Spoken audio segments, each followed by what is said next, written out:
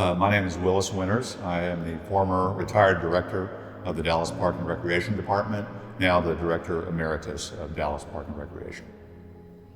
Fair Park is Dallas's second city park, dating to the year 1904. Before that, dating back to 1886, it was the site of the State Fair, today's State Fair of Texas, which is the largest annual exposition in the United States with the highest attendance. The State Fair, I believe, is responsible for putting Dallas on the map culturally, bringing it to the forefront of other North Texas cities and communities that were economic competitors. And I believe that's what gave Dallas the edge to become what it is today, a world-class economic city in not only Texas, but the United States. 1936 was the 100th anniversary of Texas independence from Mexico, and coincidentally, it was the 50th anniversary of the State Fair here at this Fair Park site. So the buildings that were built in 1936, they were sort of in several categories. There were a lot of new buildings built for the fair, but there were also, they incorporated older buildings that pre-existed, some of them going back to 1905, I think was the oldest one, today's Centennial building. Buildings that were built for the State Fair as exhibition halls, as agriculture halls, livestock facilities, even the Cotton Bowl Stadium dated to 1930.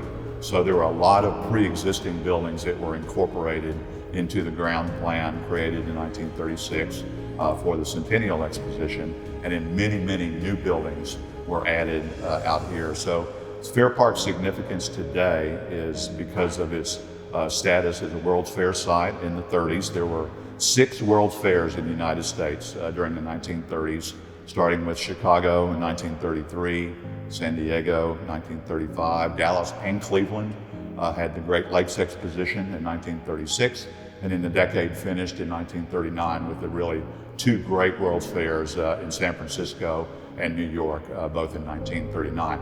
Of those 6 fairs, this is the only site that has, I believe there are 27 buildings that still exist from the original 36 exposition.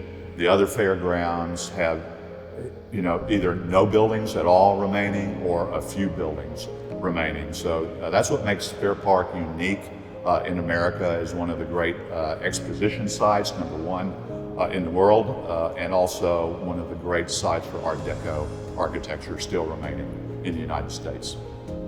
So Fair Park, the planning for Fair Park for the Centennial Exposition began probably in 1933, 1934. A Dallas banker, R.L. Thornton, engaged a very prominent Dallas architect named George Dahl to work with him on transforming and revisioning Fair Park as an exposition site. So Dahl and his staff produced a series of renderings, incredible, majestic oil renderings that are all still in existence. He brought in architects, landscape architects, engineers, and planners that primarily worked at the Chicago World's Fair in 1933, which was called the Century of Progress Exposition.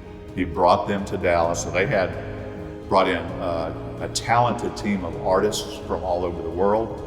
George Dahl was a Rome Prize winner and studied in Rome in 1926, met many of the artists from Europe, European artists that were asked to come to Dallas and create the murals, the sculpture, the bas-relief sculptures, the magnificent artwork inside and outside of the buildings here. And many of those people converged in the Hall of State, in particular, Joseph Renier, who did the Great Seal in the Great Hall, Eugene Savage, who was a former dean of the Yale School of Art, did the big murals in the Great Hall, Pierre Bourdelle, a Frenchman, Raoul José, Carlo Ciampaglia, all amazing artists from Europe primarily, but some from the United States, especially a guy named Lawrence Tenney Stevens, who would go on to do sculptures at the New York World's Fair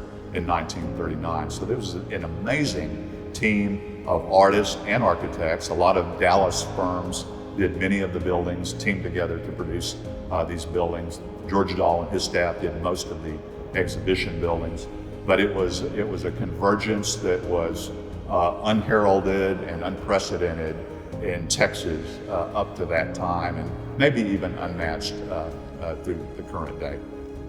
The Centennial Exposition was also the first fair to have a dedicated district for livestock and agriculture, and that was truly the roots of the State Fair of Texas. Obviously, it was an agricultural fair, but Dahl created what we call today the Agrarian District, which is today's buildings for the Embarcadero building, the Food and Fiber building, the Creative Arts building, and all of the sheep and goat barns, the poultry barns, livestock and horse barns.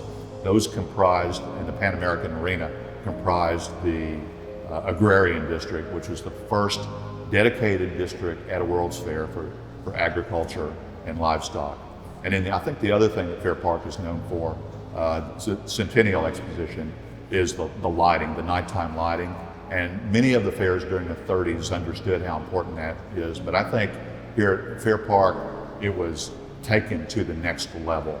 The nighttime lighting of these buildings was something utterly never before experienced. It was extreme. The fan of lights emanating from behind the Hall of State, which I think is the most famous image of the Centennial, could be seen. I've read that they could be seen in 1936 in Tyler, which is 90 miles east of Dallas. Now, that sounds incredible, but I've read that they could be seen 90 miles away.